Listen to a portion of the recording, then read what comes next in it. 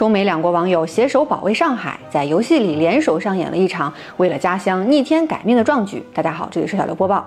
中美网友这出大戏发生在一款名叫《绝地潜兵2》的游戏里。据官网介绍，这款游戏呢由一家瑞典公司开发，剧情讲述的是外星人入侵地球后，人类将在许多个城市抵御外星人进攻的科幻故事。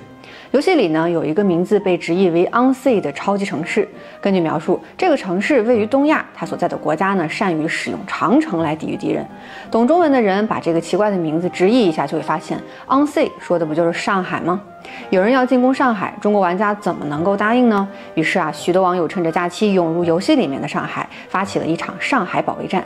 然而有玩家发现，游戏似乎早就设计好了剧情，不管玩家多么努力，上海、纽约和新加坡等城市都会被牺牲掉，最终全球玩家都得被安排进入瑞典，保护他们的首都斯德哥尔摩。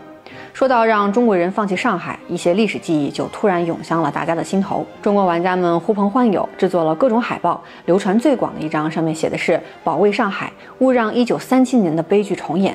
保卫上海的口号果然有号召力，中国玩家呢以超过游戏运营方想象的兵力规模和战斗精神投入战场，以至于上海不仅没有按照剧情沦陷，甚至还收复了7成的失地。这一幕被欧美玩家们注意到了，他们不断追问中国网友为什么要这么较真呢？于是，一场关乎抗日战争的历史大型跨国科普就在游戏的众多论坛里上演起来了。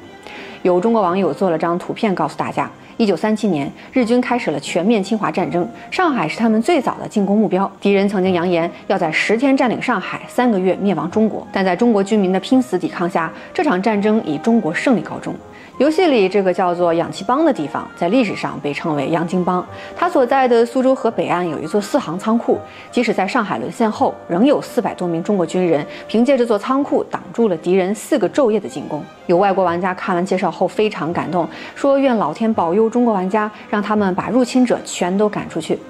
一个中国玩家回复他说，收到你的好意了，但无需为我们中国祈祷，中国人有能力靠自己把一切入侵者都赶出去。许多人对运营方放出话来，你们说破了天，中国人也绝不会放弃上海。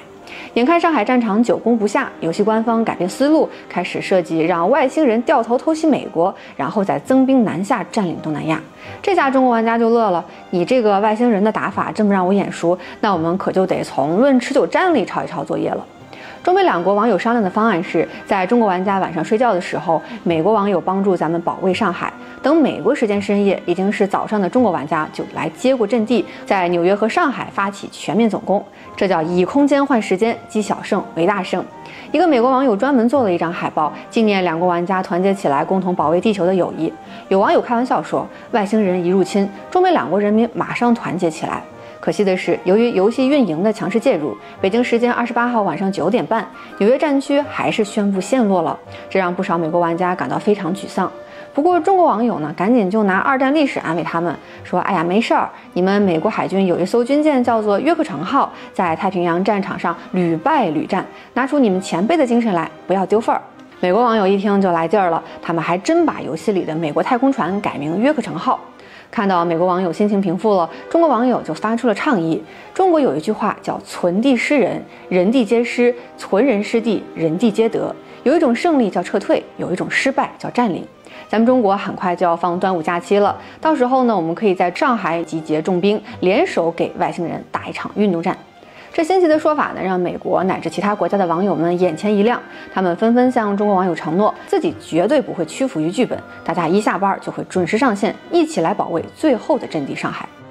虽然不知道这场游戏的保卫战最终结果会怎样，但可以肯定的是，来自世界各地的玩家们收获的远不止游戏本身的体验。有玩家感慨说谁能想到这款游戏居然能够修复中美关系呢？还有人说，这个游戏让自己发现了中国网友真是一群有趣又有梗的点子王，和他们一起玩是自己的荣幸。一些因为游戏加了好友的网友表示，他们希望有机会能越过屏幕去对方的国家看看，在现实中和这位战友握握手。